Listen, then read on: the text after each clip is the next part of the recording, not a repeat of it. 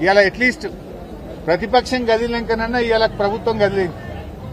మేము ఇవాళ రాష్ట్ర వ్యాప్తంగా బీఆర్ఎస్ నాయకులు అన్ని మార్కెట్లు పోయింది కనుక ఇవాళ తుమ్మల నాగేశ్వరరావు గారు హడావిడిగా జిన్నింగ్ మిల్లుల వ్యాపారులతో మీటింగ్ పెట్టి సమస్య పరిష్కరించి రేపటి నుంచి పత్తి కొంటాము అన్నారు. మరి ఈ పని ముందు ఎందుకు చేయలేదు? నిన్న కొనుగోలు కేంద్రాలు బంద్, ఇవాళ కొనుగోలు కేంద్రాలు బంద్. అంటే బీఆర్ఎస్ కదిలితే గాని, బీఆర్ఎస్ ప్రశ్నిస్తే గాని ఈ ప్రభుత్వంలో చలనం లేదు. బీఆర్ఎస్ ఇవాళ ప్రధాన ప్రతిపక్షంగా రైతుల పక్షాన పోరాడుతుంది కనుకనే మీలో కనీసం కదలికి వచ్చింది.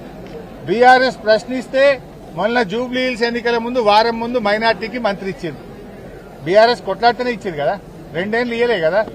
ఇప్పుడు కూడా బీఆర్ఎస్ గట్టిగా బయలుదేరిందంటే జిన్నింగ్ మిల్లులతో చర్చించి రేపటి నుంచి పత్తి కొంటామంటున్నారు. అదొక్కటే కాదు, ఇంకా చాలా ఉన్నాయి. మక్కలకు చెల్లింపులు చేయండి, రైతులకు బోనస్ విడుదల చేయండి, ఇవన్నీ కూడా పట్టించుకోవాలని చెప్పి మేము ప్రభుత్వాన్ని కోరుతా ఉన్నాం.